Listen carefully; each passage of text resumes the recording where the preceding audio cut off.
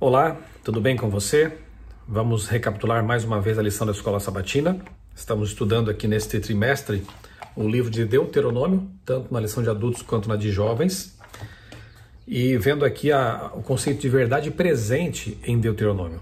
A lição de jovens tem praticamente o mesmo título aqui da de adultos essa semana, Amando ao Senhor, e aqui na de adultos, Ame o seu Deus.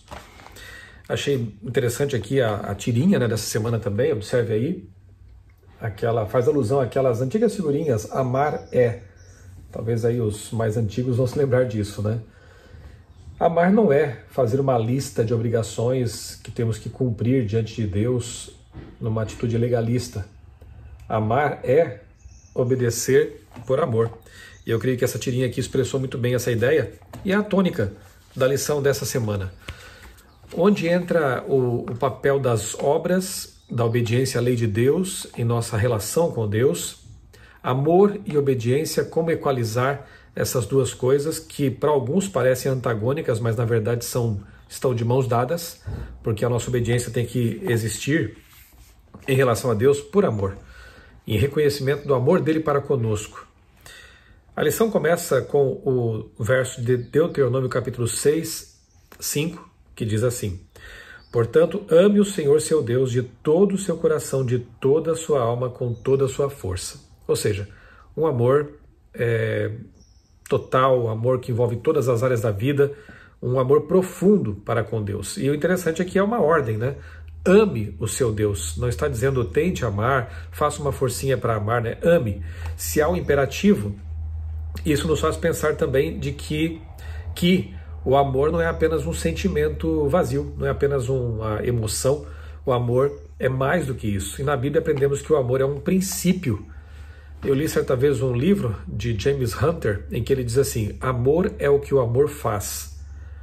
Portanto, é a mesma ideia. Amor é mais do que apenas emoção. Amor é ação. Amor é ação, demonstração, é atitude.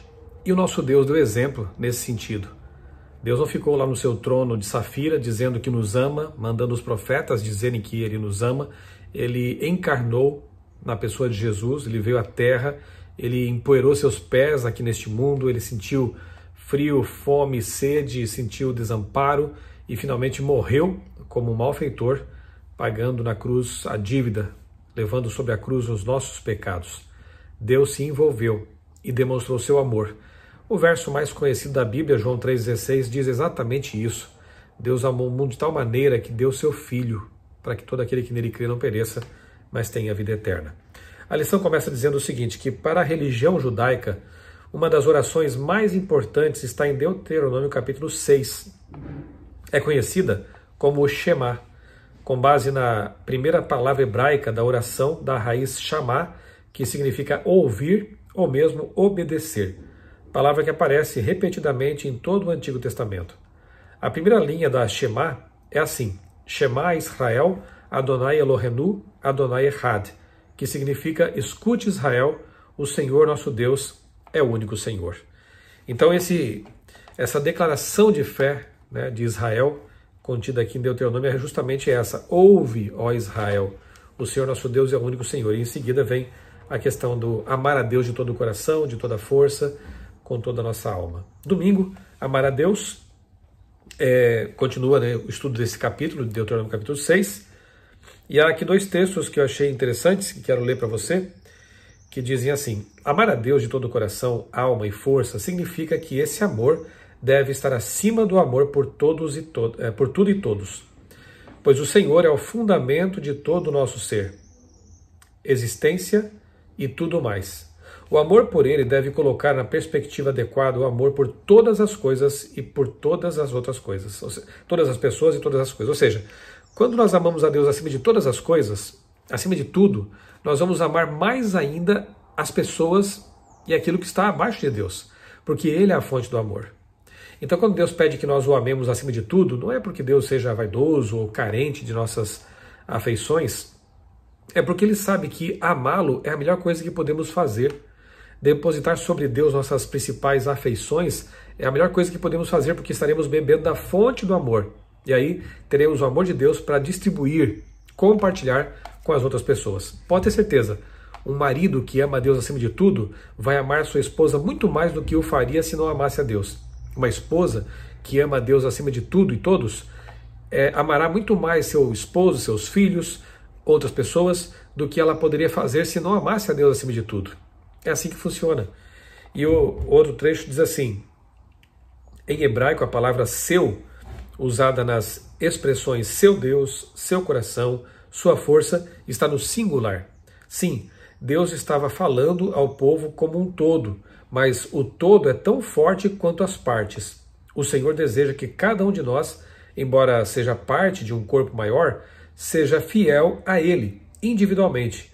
O fundamento dessa fidelidade deve ser nosso amor por Ele, por quem Ele é e pelo que Ele faz por nós. Eu me lembro quando estudei jornalismo na faculdade, na matéria de rádio, aprendi um conceito interessante. O professor dizia assim, procure falar você em lugar de vocês, porque cada pessoa estará ouvindo o rádio, né, individualmente, ou no carro, ou na casa, ou no aparelho, ou no celular hoje em dia, mas de qualquer forma a mensagem vai chegar a cada um individualmente.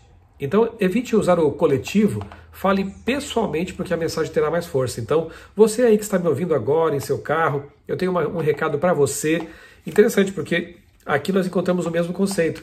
É Deus falando para Israel, mas dirigindo aos indivíduos. Por quê? Porque Deus se preocupa com cada um de nós. Deus, a gente até sabe que Ele, se preciso fosse, morreria por uma pessoa que fosse, né? Por um pecador. E Jesus, quando veio à Terra, a gente percebe isso. Ele dava a mesma atenção para um auditório de milhares de pessoas para de uma pessoa. Quando encontrou Nicodemos, o jovem rico, a mulher lá no poço de Jacó, enfim, não importava a quantidade. Para Jesus, uma pessoa era preciosa tanto quanto uma multidão. E aqui nós vemos Deus se dirigindo a uma pessoa, né, como singular. Segunda-feira, temer a Deus, temer ao Senhor. A lição analisa um pouquinho o conceito de temor, aquela ideia de que, sim, Deus é um ser amorável, é o nosso papai do céu, mas também é o nosso Criador, é o Todo-Poderoso Senhor do Universo. Então nós temos que ter para com Ele uma relação de respeito também, de reverência, de nos achegarmos a Ele como o Rei do Universo mesmo, com confiança, porque é o nosso Pai, mas é o nosso Criador Todo-Poderoso. Efésios 2, 1 a 10, um texto que a lição aqui de segunda pede para ler também. Como temer e amar a Deus ao mesmo tempo? É só você reconhecer que além de ser o Criador, Ele morreu por você. Como não ter respeito para com um Deus que manifestou o amor de forma tão clara, tão enfática na cruz do Calvário? Pela graça sois salvos, diz o apóstolo Paulo. E essa graça deve inspirar em nós todo o respeito e todo o amor pelo nosso Deus. Apocalipse 14, 6 e 7, você conhece essa mensagem, que é a mensagem mais importante que temos que dar ao mundo. Eu até quero convidar você a assistir a um vídeo que está em meu canal, com o título A Mensagem Mais Importante. Eu faço uma análise ali das 3 mensagens angélicas. E a lição diz assim, porque a ordem temam a Deus deve ser a primeira da mensagem do Senhor para os últimos dias, visto que sabemos que o que está por vir, por que essa ordem faz tanto sentido? Sim, porque as pessoas parece que estão perdendo realmente o respeito, a reverência para com o Criador e para com a palavra dele. Tratam a Bíblia como se fosse um livro qualquer, uma literatura simples, né? E na verdade ela é a palavra do Deus Criador do universo. E nós temos que tratar ambos com todo o respeito, a Deus e a Bíblia que fala desse Deus. Terça-feira, Ele nos amou primeiro, então é aquele conceito que encontramos, né, em 1 João 4,19, que o nosso amor deve ser inspirado pelo fato de que Deus nos amou primeiro. Antes de você e eu nascermos, existirmos, antes de sermos um plano na mente dos nossos pais, Deus já nos conhecia por antecipação, porque Ele é onisciente, e já tinha nos amado. Já tinha estabelecido um plano de salvação, um plano de resgate para nós. Então, o nosso amor deve ser uma resposta ao amor de Deus que nos amou primeiro. Quarta-feira, se me amam, guardem meus mandamentos. É o que Jesus pediu lá em João capítulo 14, né? E aqui, Deuteronômio 5:10, 7:9, 10, 12, 13, 11, 1, 19, 9, tem o mesmo conceito, né?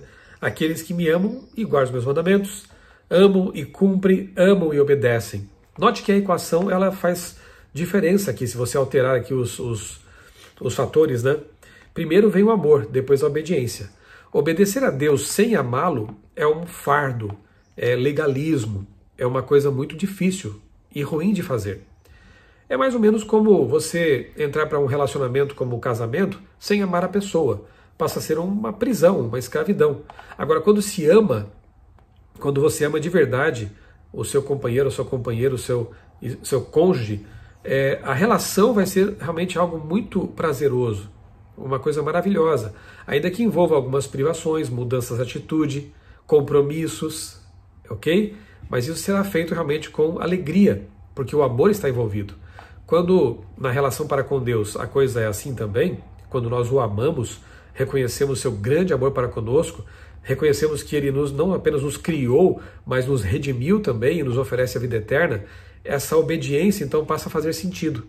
Por isso que a ordem sempre é: ame e obedeça, ame e cumpra.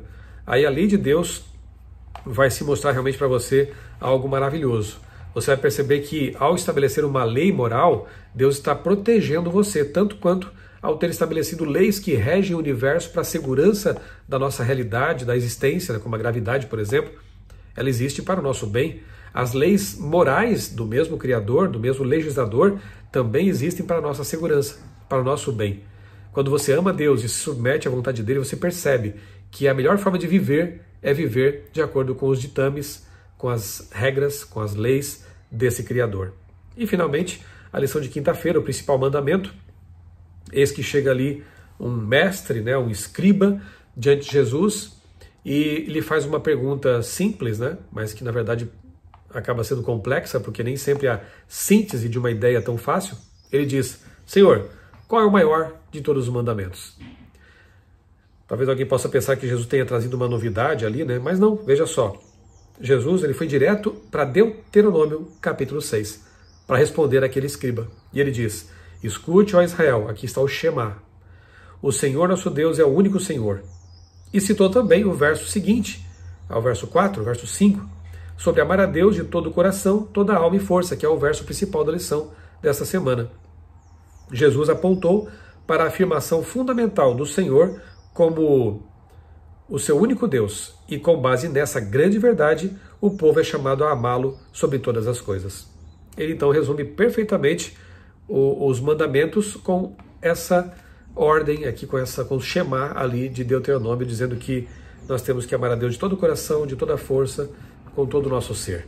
Amar a Deus e obedecer a Deus. Não precisa haver dicotomia nisso, não precisa haver conflito de ideias, porque elas se complementam. Se você amar a Deus de todo o coração, você vai naturalmente obedecer. Agora, obedecer a Deus sem amá-lo, realmente é uma coisa muito complicada, é um fardo, é uma impossibilidade. Como diz uma história antiga, eu já contei em estudos bíblicos, eu gosto dessa história, eu acho que ela é bem ilustrativa.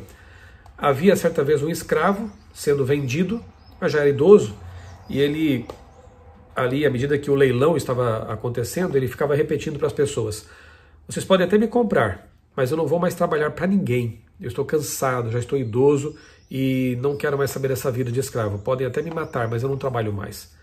E um senhor, ali no meio daquelas pessoas, estava sempre cobrindo as ofertas. A certa altura do leilão, ninguém mais ofereceu dinheiro por aquele escravo e aquele senhor acabou comprando. Convidou esse escravo, chamado José, para entrar em sua carroça, em sua carruagem, e à medida que eles avançavam pelo caminho, o escravo repetia: o senhor me comprou, mas gastou seu dinheiro em vão. Eu não vou trabalhar para o senhor. Estou cansado dessa vida de escravo. O senhor ouviu em silêncio e avançaram pelo caminho. Quando chegaram em casa, a casa daquele senhor, ele convidou José para entrar no escritório. José ficava repetindo: não vou trabalhar para o senhor pode fazer o que quiser comigo, pode até me matar, mas eu não vou trabalhar. Entraram no escritório, o senhor pediu que José se sentasse a uma cadeira e começou a escrever alguma coisa num papel. Escrevia, José observava, mas decidido a não mais trabalhar como escravo. E a certa altura, quando terminou de assinar o documento, aquele senhor perguntou: José, você sabe ler? Ele disse: sei, mas eu não vou trabalhar para o senhor. Eu já lhe disse e repito, eu não vou trabalhar mais para ninguém.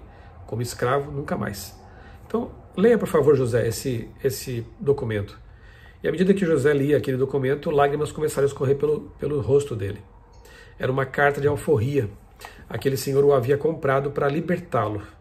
Sabe qual foi a atitude de José? Ele olhou para o senhor e disse: o Senhor pode pedir o que quiser agora que eu farei com maior alegria. Essa é a ideia, sabe? Quando nós entendemos que fomos libertados por Deus, no caso dos hebreus, lá do Egito, da escravidão do Egito. No nosso caso, da escravidão do pecado. Quando reconhecemos o amor profundo de Deus em ter nos libertado do pecado, nos oferecido uma vida de esperança maravilhosa, nos dado tantas bênçãos e ainda nos dar a esperança da vida eterna, a nossa resposta só pode ser uma: Senhor, o que queres que eu faça? E eu farei com o maior prazer, até porque eu reconheço que o que tu tens para mim é o melhor para a minha vida. Pense assim. Quero lembrar você também de participar da campanha aí, né, dos 5.000 para chegar a 300.000 inscritos aqui no meu canal. Quando chegarmos a 300.000, eu quero fazer uma live especial. E eu vou sortear uma Bíblia Andrews capa de luxo, tá bom? Se você não se inscreveu no canal, faça isso aí, se inscreva, acione o sininho para receber as notificações de novas postagens. Compartilhe também esses conteúdos para fazer com que a palavra de Deus chegue mais longe, tá bom? Vamos orar? Amado Deus, bondoso Pai, muito obrigado, Senhor, pelo teu amor profundo por nós, seres humanos caídos, pecadores, amor que foi demonstrado de modo perfeito, completo, na cruz do Calvário, quando Jesus deu a vida por nós. Obrigado, Senhor, porque teus mandamentos são realmente perfeitos e servem para nossa proteção, porque ao cumprirmos esses mandamentos, estamos vivendo uma vida plena, uma vida feliz, segura. Ajuda-nos a compreender, Senhor, essas verdades e a colocar nossa vida em conformidade com elas. Nós oramos e agradecemos em nome do Senhor Jesus. Amém. Um grande abraço para você. Deus abençoe grandemente a sua vida e também a sua família.